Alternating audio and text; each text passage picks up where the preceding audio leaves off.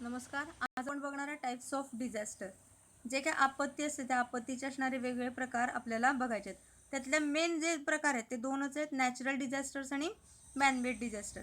Natural disaster म्हणजे काय की जे नैसर्गिकरित्या उद्भवणाऱ्या ज्या आपत्ती आहेत त्याला आपण म्हणतो नॅचरल डिझास्टर. जसं की महापूर येणं किंवा त्याचबरोबर सायक्लोन किंवा वादळ येणं, त्याचबरोबर भूकंप येणं, अर्थक्वेक होणं, यासारख्या गोष्टी नॅचरली होत असतात त्याला आपण नॅचरल डिझास्टरमध्ये समावेश करू शकतो. आणि मॅनमेड डिझास्टर म्हणजे काय, तर ज्या गोष्टींमध्ये माणसानं काहीतरी आपत्ती निर्माण केली माणसामुळं, जसं की एखाद्या ठिकाणी बॉम्ब टाकला जाणे किंवा टेररिस्टकडून केले जाणारे जे काही आपत्ती आहेत अशा गोष्टींना आपण काय म्हणतो तर मॅनमेड डिझास्टर. हे आपण डिस्क्रिप्टिव्हली पुढे बघणार आहे. There are several hazards and the classification of disaster is made in different ways from different points of view. वेगवेगळ्या प्रकारच्या आपत्ती असतात आणि त्याचं क्लासिफिकेशन वेगवेगळ्या व्ह्यूनं केलेलं आहे. For the purpose of disaster management, disaster are classified into two broad types such as. डिझास्टर मॅनेजमेंटच्या दृष्टिकोनातून डिझास्टरचं क्लासिफिकेशन दोन प्रकारे केलेलं आहे. एक म्हणजे नॅचरल डिझास्टर, दुसरं म्हणजे मॅनमेड डिझास्टर. आता नॅचरल डिझास्टरमध्ये काय दिलं आहे बघा. These are the natural events which cause damage and loss to property and life on large scale. Natural disaster म्हणजे काय तर नॅचरल इव्हेंटमुळं मोठ्या प्रमाणावरती प्रॉपर्टीची आणि लाईफची हानी होते, त्याला आपण नॅचरल डिझास्टर असं म्हणतो. Their impact is wide spread. Natural disaster include earthquake, volcanoes, flood, tornadoes, typhoons, cyclones etcetera. ह्याचा समावेश कशामध्ये केला जातो, नॅचरल डिझास्टरमध्ये केला जातो. नेक्स्ट आपण बघणार आहे म्हणजे manmade disasters. These are caused by human action. Such disasters may be unintentional but they are caused due to some intentional activity. जे काही मॅनमेड डिझास्टर असतात ते काय केले जातात तर मुद्दामून निर्माण केलेले असतात किंवा इंटेन्शनली केलेले असतात जेणेकरून लोकांचं नुकसान व्हावं.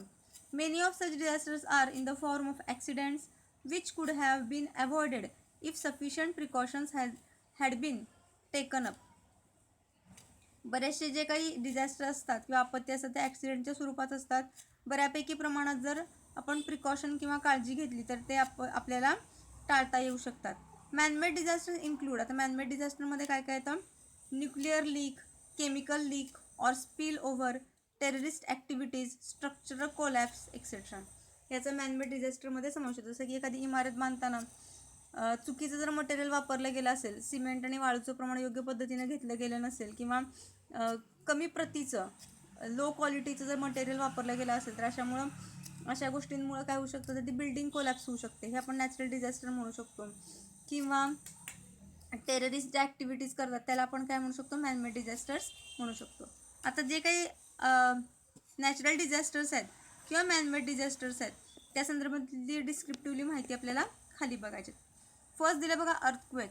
It refers the shaking of earth. Earthquake म्हणजे भूकंप, ज्याच्यामध्ये काय होतं जमिनीला एक प्रकारे हादरा बसतो. The impact of an earthquake is determined by two important factors, namely the intensity of the earthquake and the epicentre of the earthquake. हे दोन पॉईंट्स आपल्याला इम्पॉर्टंट फॅक्टर्स आपल्याला बघायचे. Intensity measures the magnitude of the event. The higher is the value of such measurement, bigger is the magnitude of the earth. जर intensity जास्त असेल तर त्यामुळं काय होतं तर इव्हेंट ही म्हणजे भूकंप आहे तो मोठ्या प्रमाणावरती होतो. The most commonly used scales to measure the magnitude of an earthquake is Richter scale. जो भूकंप आहे त्या भूकंपाची जी काही तीव्रता आहे ती तीव्रता रिक्टर स्केलमध्ये काउंट केली जाते. It is a logarithmic scale. ते लॉगॅरिथमेटिक स्केल आहे. An earthquake of 4 Richter is 10 times powerful than that of 3 Richters. 3 रेक्टर्सपेक्षा 4 रेक्टर स्केल्स हे 10 पटीनं जास्त असतात. Similarly epicentre denotes the exact location of the earthquake. ज्याला आपण मराठीमध्ये भूकंपाचा केंद्रबिंदू असं म्हणतो. त्याच्यामध्ये तुम्हाला इपिसेंटर काय दाखवतो तर आपल्या भूकंपाचा केंद्रबिंदू दाखवतो की ज्या ठिकाणी भूकंपाचा प्रत्यक्ष उदय होत असतो. It shows where the earthquake originated.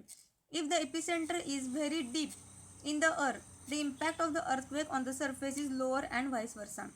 जर हा भूकंपाचा केंद्रबिंदू म्हणजे पृथ्वीच्या म्हणजे जास्त खोल नसेल तर अशा वेळेला त्याचा जास्त परिणाम पृथ्वीवरती जाणवतो.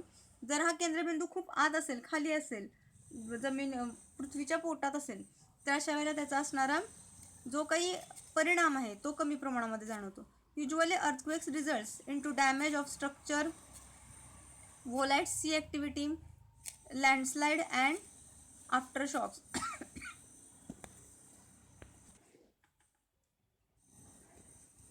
The impact of earthquake on the surface is lower and vice versa. Usually, earthquake results into damage to structure, volatile sea activity, landslide and aftershocks. One earthquake may produce more numbers of earthquakes in the next few years, few hours or days. एका वेळेला earthquake काय होतात तर एकाच दिवशी किंवा काही तासांमध्ये खूप वेळा भूकंपाचे धक्के बसत असतात. This is called aftershocks. The safest place during an earthquake is the open ground. जर भूकंप होत असेल तर अशा वेळेला सेफ ठिकाण कुठलं असतं तर आपण जमिनीवर, ज्या ठिकाणी मोकळी जागा अशा ठिकाणी पळत जाणं हे सगळ्यात सेफ असतं. If a person is inside a structure during the event then it is better to take shelter under a sturdy table or desk. जर समजा ती व्यक्ती घरात असेल तर अशा वेळेला त्या व्यक्तीनं टेबलाखाली किंवा डेस्कखाली बसणं कधी पण सोयीस्कर पडतं. थँक्यू. बाकीचे पॉईंट्स आपण नेक्स्ट लेक्चरला बघूया.